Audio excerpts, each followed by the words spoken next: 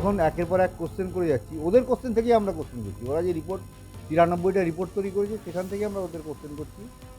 বিরক্ত হয়ে গিয়ে বলে আমরা মামলা ছেড়ে দেবো। কোনো কোশ্চেনের উত্তর ওদের কাছে নেই, আমরা মামলা ছেড়ে দেবো। আমাকে বলে কী লাভ, কোর্টে গিয়ে বলুন।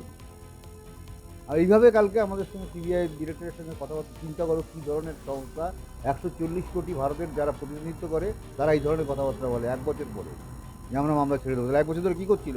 ঘাস কাটছিল? গাছ তো যে কোনো লোক কাটতে পারে, ওদের কি এত কোটি কোটি টাকার ফাইনে দিয়ে ওই ডিপার্টমেন্ট রাখার কী দরকার? অত বড় বিল্ডিং সেটিংসের থেকে বড় কথা হচ্ছে আর্থিক লেনদেনের ব্যাপার আছে এখানে। আমাদের কাছে প্রমাণ নেই, তাই সামনে এখন কিছু বলতে পারছি না। এরা টাকা খেয়ে এরকম করে, আমার সামনে গিয়ে দাঁড়িয়ে বলতে পারি। সিবিআই তো এরকম কাজ করে না। প্রথম দিন আমাদের তখন সঞ্জয়কে কোর্টে তোলা হয়েছিল, 4:45 সময় আমাদের লয়ার কোর্টে গিয়ে হাজির হয়েছিল, সেটাও আমরা জানি।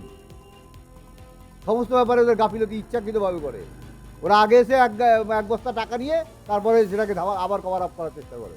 অবশ্যই বলবো, আমি তো বলবো সিবিআই ডিপার্টমেন্ট তুলে দাও।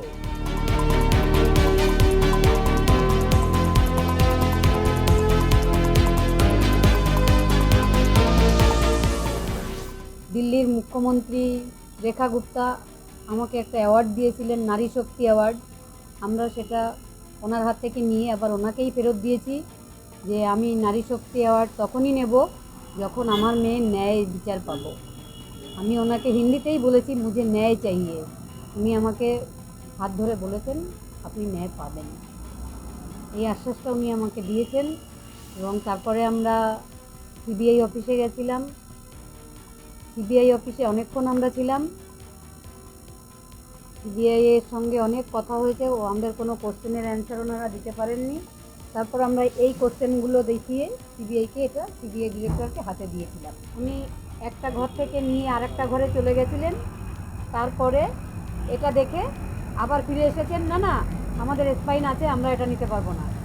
তখন আমরা দুজনে মিলে বলেছি আপনাদের স্পাইন নেই, তাই আমরা এটাতে দিয়েছি।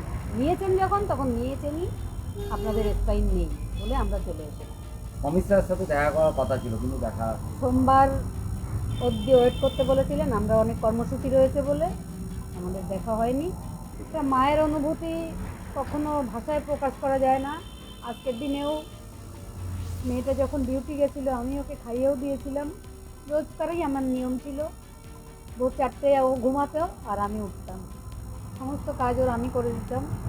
ও আমার ঘরে 1 গ্লাস জলও ভরে খেত না, কারণ ওর হসপিটালে অনেক কাজ, অনেক সেবা করতো মানুষের। 1 গ্লাস জলও ওর বাবাই ওকে ভরে দিত। সিবিআই কোনো কাজ করবে না, আমাদের রাস্তার আন্দোলন আরও জোরদার করতে হবে এবং কোর্টে লড়াই চলবে। ফলো করুন সংবাদ প্রতিদিন ডিজিটাল।